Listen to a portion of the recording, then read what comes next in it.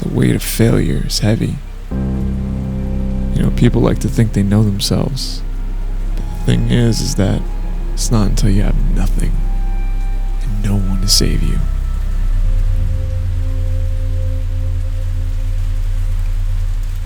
No TV, just sinking into deep isolation. Running through the halls of your mind with nowhere to go. That's when you finally meet the real you.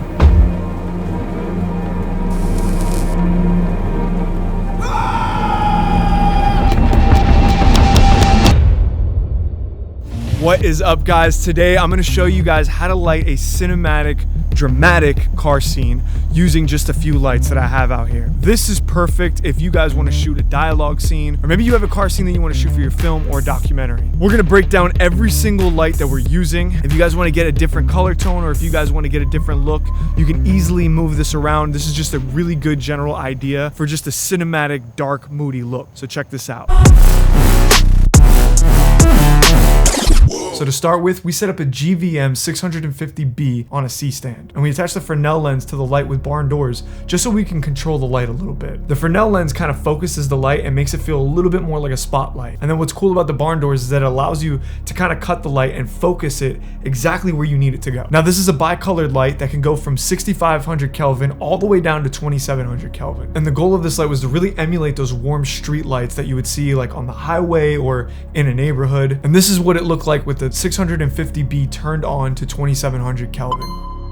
And as you guys can see, it's lighting up the window as well as the back of my head and doing a really nice job outlining me in this warm color. Believe it or not, this light took us the most time because the goal was to have it outline me in the car and then also reflect the light off this window. You could very easily flood the entire car with light, and we had to really mess with the barn doors and the angle of the light to get it just right. And it felt real, it felt, you know, believable, which is something that's really important when you're trying to light a car scene like this. But if you just think that you're gonna throw some water on this window and it's actually gonna come up in camera, you got another thing coming.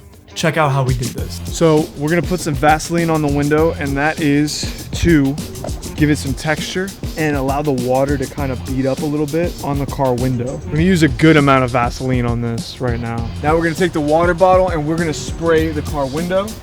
And as you guys can see, it is now beading up. You see that? Totally different look than it was before. Before, if you take a look at this, you can go like this, but you can't really tell that the water is there. Now with the Vaseline, it looks like there's a thick layer of water. All right, so the next light that we added was an aperture 120D set up on a light dome with a layer of diffusion as well as a honeycomb grid on the dome. And more often than not, I find myself throwing the honeycomb grid on the light, and that's because it helps control the light instead of spilling all over the place. It really kind of focuses it in one area. And the goal of this light was to act as a key light. And we set this light to 5600 Kelvin. And the reason why we did this is to create color separation between the warm and cool lighting. Now this is what it looked like with the aperture 120D turned on. You can see that it's definitely adding more light to my face as well as adding light to the front part of the car. And it's also bringing up the overall exposure of the scene. Now to me, this was overall looking pretty good, but we still needed a little bit of contrast and color separation on this side of my body. So we added a Coolcam 300X with a Nanlite projector mount. And I'm gonna be real with you guys, this is probably one of my favorite pieces of gear that I own because you could be extremely detailed and accurate with the light and shape the light exactly how you want it. If you guys notice right back here, you see that little strip of light behind my head? That is from this Nanlite projector mount. And what's so great about it is that it has these blades that you can kind of play with to get the light exactly in the place that you want it or cut the light exactly how you want it. So what I was able to do is I was able to take this projector mount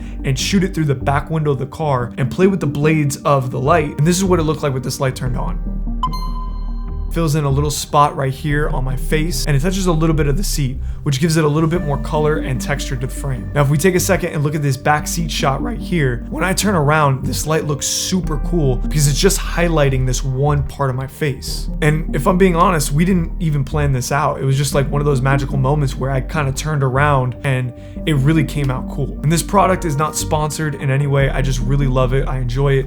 If you guys want to buy one of these and support the channel, I'll leave a link in the description down below. Now the last light that we added was small but powerful, just a little cherry on top, and that was this small little pixel light. And this was just to give a little bit more of a fill light on my face, making sure I was properly exposed in this scene. And this is what it looked like with this light turned on. And what's really cool about this light is that it's so small, but it's so powerful. And it comes with a little diffuser and a honeycomb grid. And I've found myself using this light all the time just to add little textures or little fill lights in areas that I'm lighting scenes. And all we did is set it on the dashboard, and because the light is pretty heavily diffused, it's really soft and it feels like it's really natural. It doesn't feel sourcey, it doesn't feel fake, which is hard to do with little lights sometimes. Now, besides lighting, there's a lot of other things that really make this scene come to life.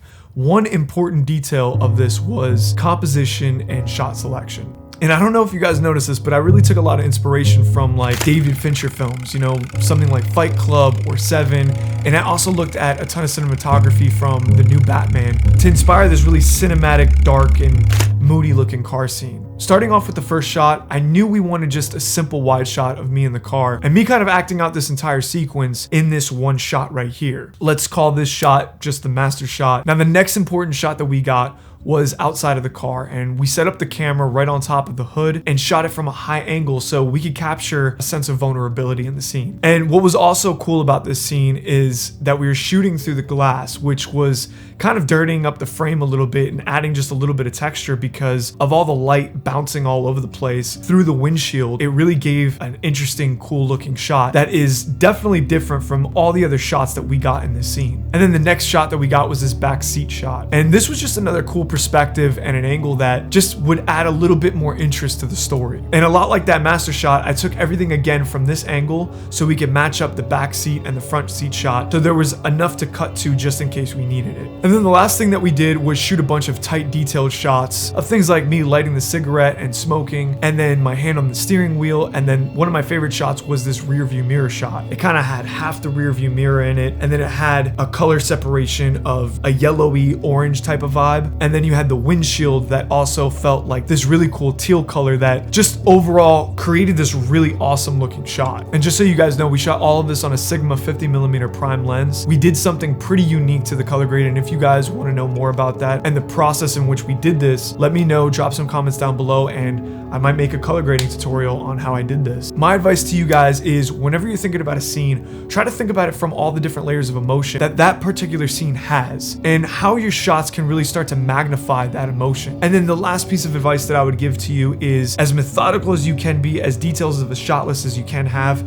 set a little bit of time aside to play around with it, because there were some really cool shots that we got that we absolutely did not plan, and that was just, you know, moving the camera around and getting different angles. And that's a big reason why I like going handheld most of the time, and I also like using prime lenses because it forces you to move the camera around, and when you have to move the camera around, you start to really find really cool shots. So yeah, man, that's pretty much it for today. And if you guys want to learn more about filmmaking, I am developing a course with me and my team, and we plan to have this out by the end of this summer. So if you guys want to be notified as soon as that course drops, sign up for the link down below. I want to thank you guys so much for stopping in, hanging out, watching this tutorial, and yeah, man, I'll see you guys next week.